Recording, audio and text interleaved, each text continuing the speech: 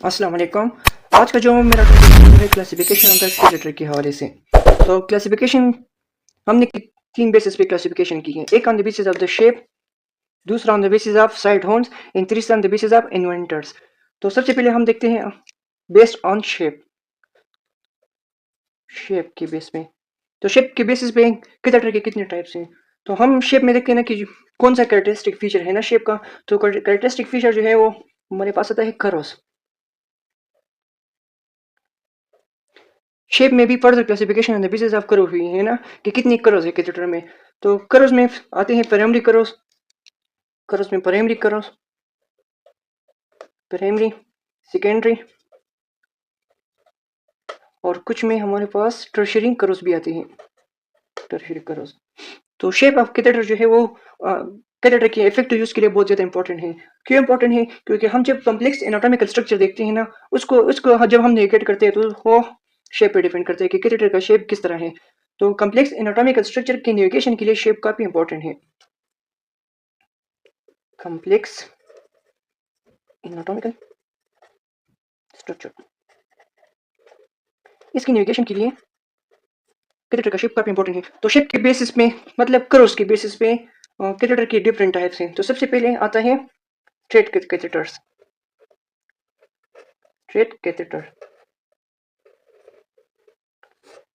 जैसा कि नाम से जाहिर है कि ये कैरेक्टर क्या होगा, स्ट्रेट होगा।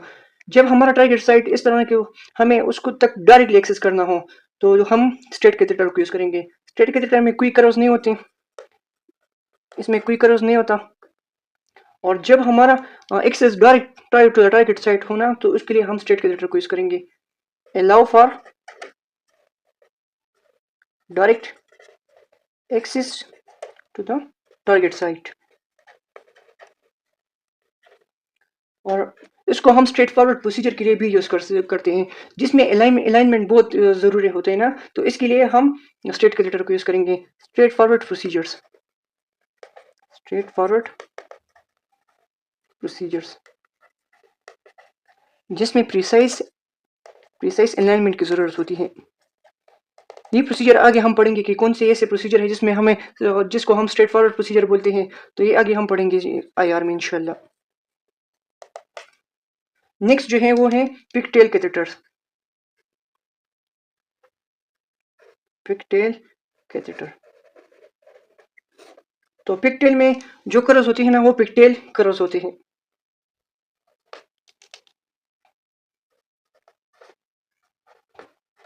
पिगटेल की तरह की कर्व्स होते हैं और इसको जो है स्पेसिफिकली डिजाइन किया गया है कुछ प्रोसीजर के लिए ना।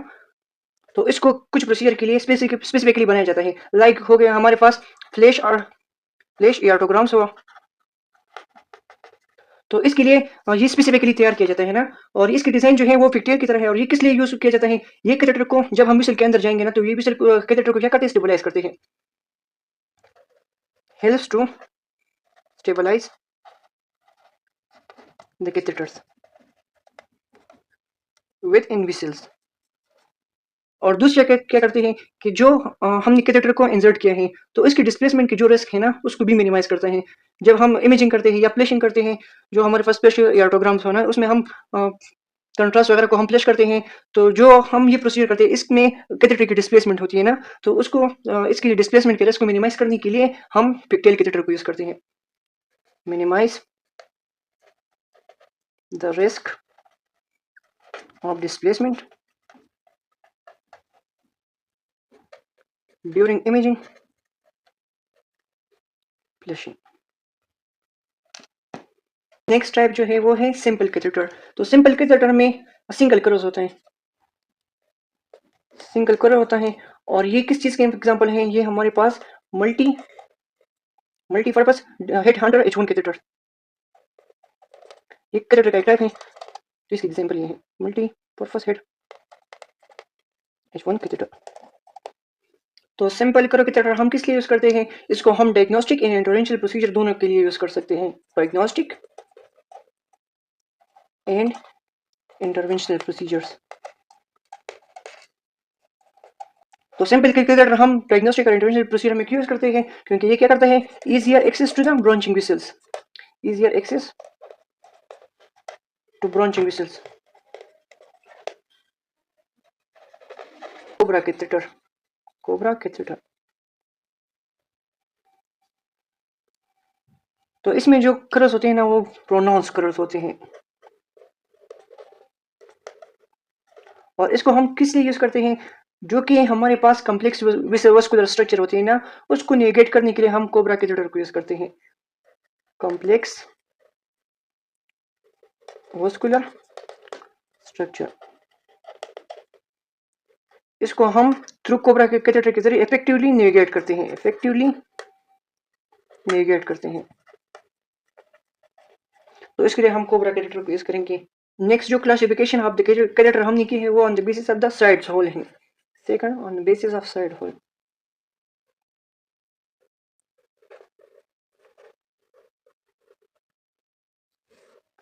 तो साइड होल में हम क्या देखते हैं कि number in configuration of the side holes, कि कैथेटर में साइड होल्स कितनी है, number in configuration of side holes. तो इसमें सबसे पहले जो कैथेटर आते हैं वो है single hole catheter, single hole catheter.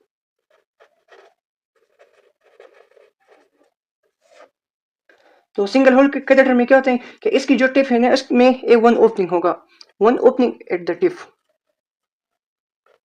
One opening at the tip. Catheter का जो टिप है ना उसकी टिप पे वन ओपनिंग होगा, तो इस कैथेटर को हम सिंगल होल कैथेटर कहते हैं। और सिंगल होल कैथेटर क्या करते हैं, ये जो है जब हम फ्लूइड डिलीवरी करते हैं ना स्ट्रेट फॉरवर्ड, तो उसकी एक्सेस के लिए हम डायरेक्टली सिंगल होल कैथेटर को यूज करेंगे। या वो प्रोसीजर जिसमें हमारे पास कंट्रास्ट की डिलीवरी हम प्रिसाइज कर देना चाहते हैं, या कोई मेडिकेशन है हम स्पेसिफिक एरिया पे मेडिसिन वगैरह देते हैं, तो उसके लिए हम सिंगल होल कैथेटर को यूज करेंगे। तो ये providing providing straight forward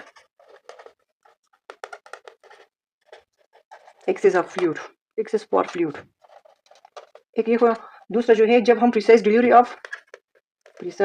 of contrast करते हैं।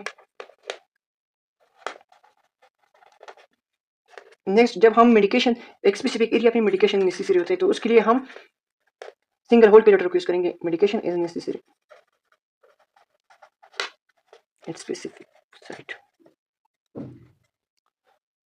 नेक्स्ट जो टॉपिक है on the basis of the side hole, तो इसमें एक टाइप जो है वो है in hole with the side hole. तो इसमें क्या होता है कि एक टिप पे भी होल होता है और इसके साथ साथ साइड वाइज भी होल होती है, प्लस एडिशनल साइड होल्स। और इसको किस लिए बनाए जाते हैं, जहां पे हमारे पास हाई प्रेशर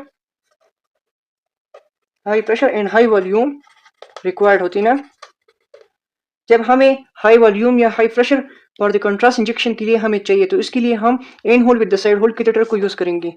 ये भी हमारे पास क्या डिजायर्ड हो फॉर किस लिए, फॉर कंट्रास्ट इंजेक्शन। और ये कौन से प्रोसीजर में हम यूज करते हैं, ये हम एंजियोग्राफिक प्रोसीजर में यूज करते हैं, एंजियोग्राफिक।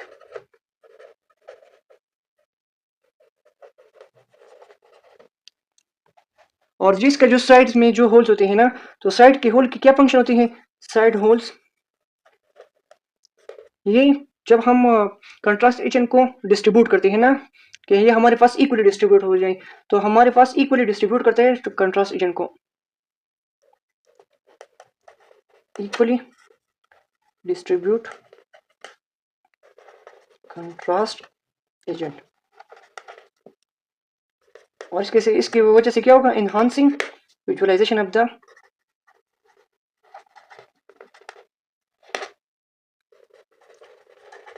Muscular structure.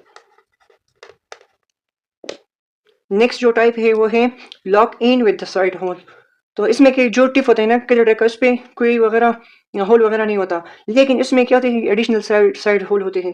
तो ये हम उस प्रोसीजर के लिए यूज करते हैं कि जहाँ पे हमारे पास डायरेक्ट फ्लो रिक्वायर्ड नहीं होता। तो जब डायरेक्ट फ्लो रिक्वायर्ड नहीं होता तो इसकी जो इन है ना वो ब्लॉक होगा और साइड पे एडिशनल होल होंगे। तो एडिशनल होल क्या करते हैं कि ये हमारे पास जो इन्फ्यूजन हम देते हैं ना उसकी इफेक्टिव डिस्ट्रीब्यूशन करते हैं, और इसकी जो इसमें प्रेशर की जो जब प्रेशर इसमें बिल्ड होगा ना तो उसको इसके रिस्क को भी मिनिमाइज कर सकते हैं। साइड होल्स किस लिए रिक्वायर्ड होते हैं, side holes allow for effective infusion of fluids। Next क्या करते हैं ब्रिंग इसके डिस्ट्रीब्यूशन को भी इम्प्रूव करते हैं। और नेक्स्ट इसमें जब प्रेशर की बिल्डअप होती है उसको भी मिनिमाइज कर सकते हैं, मिनिमाइज प्रेशर बिल्डअप। कैथेटर की जो नेक्स्ट क्लासिफिकेशन हुई है वो on the basis of inventor है। तो सबसे पहले जो आता है वो है बेरेंस्टीन कैथेटर। तो डॉक्टर माइकल बेरेंस्टीन ने इसको इंट्रोड्यूस करवाया था, इस वजह से इसको बेरेंस्टीन का नाम दिया है, डॉक्टर माइकल बेरेंस्टीन। और इसकी एक यूनिक शेप होती है ना, यूनिक शेप। और इसकी डिजाइन जो है वो selective catheterization of the vascular structure के लिए की गई है, क्योंकि जब हम कॉम्प्लेक्स एनाटॉमी के लिए complex anatomy of the vascular structure को नेगेट करेंगे तो उसमें हम बेरेंस्टीन कैथेटर को यूज करेंगे, नेगेटिंग कॉम्प्लेक्स एनाटॉमी। तो इसके लिए हम डायरेक्टली प्रेफर करेंगे बेरेंस्टीन कैथेटर को। और जब कोई आईआर प्रोसीजर परफॉर्म किया जाता है या वस्कुलर प्रोसीजर परफॉर्म किया जाता है तो इसके लिए भी बेरेंस्टीन कैथेटर प्रेफर करते हैं वो लोग, preferred for IR and vascular procedures. Next जो कैथेटर है वो है साइमंस कैथेटर्स। तो Simon catheter doctor Richard Simon ने इसको इंट्रोड्यूस करवाया था, तो इसकी वजह से इसको साइमंस कैथेटर कहते हैं, डॉक्टर रिचर्ड साइमन। तो इसकी जो डिजाइन है ना वो कर्व डिजाइन में आते हैं, कर्व डिजाइन। साइमंस के कैथेटर की डिजाइन जो है वो कर्व बनाई जाती है, और ये जब हम डिफिकल्ट विसल में एक्सेस करेंगे तो इसके लिए हम साइमंस कैथेटर को यूज करेंगे।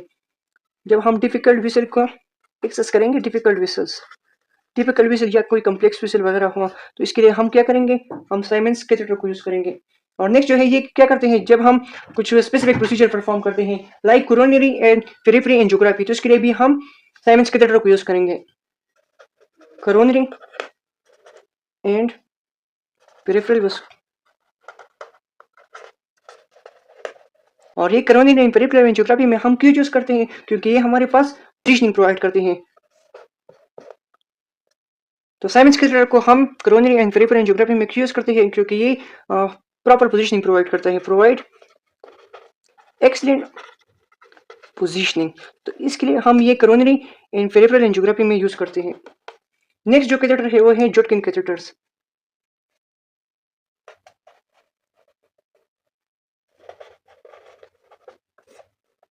डॉक्टर मिल्विन जोटकिन ने इसको इंट्रोड्यूस करवाया था, डॉक्टर मिल्विन जोटकिन।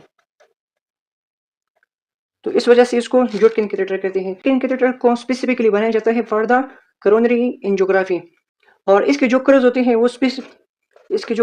वो specifically for the angiography, coronary angiography procedure के लिए बनाए जाते हैं। कर्व्स स्पेसिफिकली डिजाइन फॉर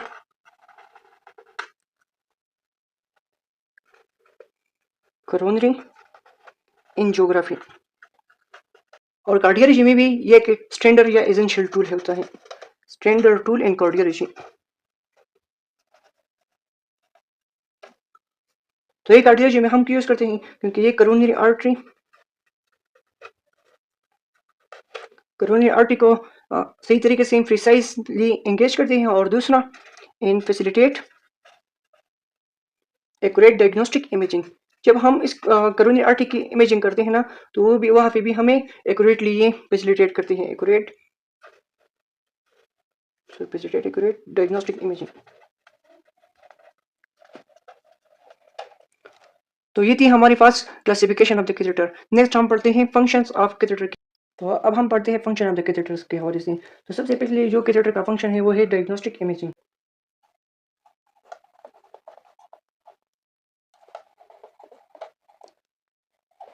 तो डायग्नोस्टिक इमेजिंग में हम क्या करते हैं कि कैथेटर के जरिए हम कंट्रास्ट एजेंट को डिलीवर करते हैं, और कंट्रास्ट एजेंट फिर क्या करते हैं, ब्लड वेसल है या कोई ऑर्गन है उसकी विजुअलाइजेशन में हमें हेल्प करती है। कैथेटर डिलीवर कंट्रास्ट एजेंट, और कंट्रास्ट एजेंट क्या करते हैं कि हमें ब्लड वेसल या कोई ऑर्गन उसकी विजुअलाइजेशन में हेल्प देती है।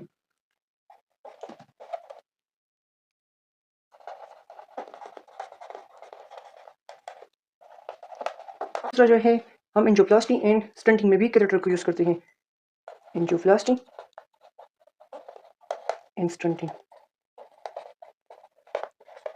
तो एंजियोप्लास्टिक एंड स्टंटिंग में कैथेटर क्या करते हैं कि जो कैथेटर के ज़रिए हम बलून को भी प्लेस करते हैं और स्टंट की प्लेसमेंट भी करते हैं। तो इस वजह से अगर कोई सी वास्कुलर स्टेनोसिस या ओक्लूजन है तो वो भी रिज़ॉल्व होता है, उसको हम ट्रीट करते हैं। Catheter facilitate balloons placement, balloons dilatation and stent placement.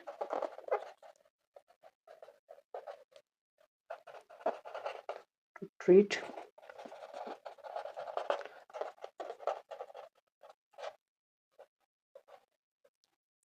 तीसरा जो फंक्शन है इसके ज़रिए हम एम्बोलाइटिक एजेंट भी डिलीवर करते हैं, तो एम्बोलाइजेशन में भी हम इसको यूज़ करते हैं। एम्बोलाइजेशन, तो एम्बोलाइजेशन में हम क्या करते हैं, जो कि एम्बोलाइटिंग एजेंट है ना वो कैथेटर के थ्रू हम डिलीवर करते हैं। इसकी वजह से जो ब्लड वेसल हैं इसमें कोई ऑक्लूजन वगैरह तो वो भी रिजॉल्व होगा, या कोई एन्यूरिज्म कंडीशन है या फाइब्रॉइड वाली कंडीशन है तो भी हम उसको कैथेटर के ज़रिए ट्रीट करते हैं। इसके ज़रिए हम एम्बोलाइटिक एजेंट डिलीवर करते हैं। और एम्बोलाइटिक एजेंट क्या करते हैं कि ब्लड वेसल में कोई ऑक्लूजन है उसको रिजॉल्व करते हैं।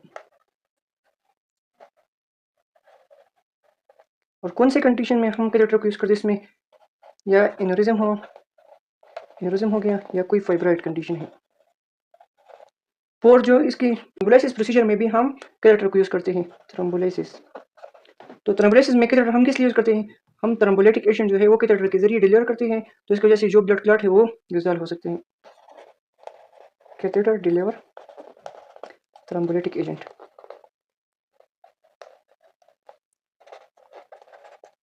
नेक्स्ट जो फंक्शन है कैथेटर का, उसको हम ड्रेनेज प्रोसीजर में भी यूज़ करते हैं।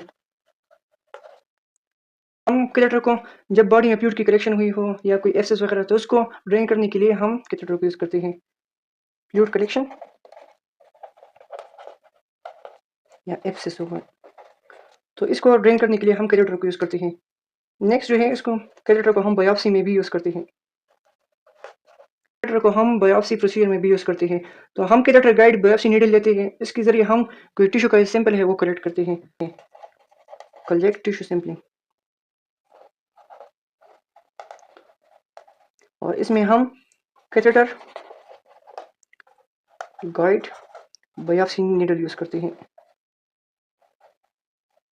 इन्फ्यूजन थेरेपी, तो इन्फ्यूजन थेरेपी में हम क्या करते हैं कि कैथेटर के जरिए हम कोई मेडिकेशन है या न्यूट्रिएंट्स है वो भी हम डिलीवर करते हैं, या कीमोथेरेपी में या कोई डायरेक्टली अगर हम कोई स्पेसिफिक एरिया है वहाँ तक हमें कोई मेडिसिन और टारगेट साइट तक मेडिसिन लेके जाना हो तो तब हम कैथेटर को यूज़ करेंगे। डिलीवर मेडिकेशन, न्यूट्रिएंट्स और chemotherapy directly to target site specific area, तो इसके लिए भी हम कैथेटर को यूज़ करते हैं। तो ये था हमारा कैथेटर के हवाले से। नेक्स्ट में हम इंशाल्लाह स्टार्ट करेंगे कंट्रास्ट के हवाले से कि कंट्रास्ट मीडिया हम एंजियोग्राफी में यूज़ करते हैं तो कौन सा हम लेते हैं। तो इंशाल्लाह तो फिर हम कंट्रास्ट को स्टार्ट करेंगे। तब तक के लिए अल्लाह हाफ़िज़, अपना ख्याल रखिएगा।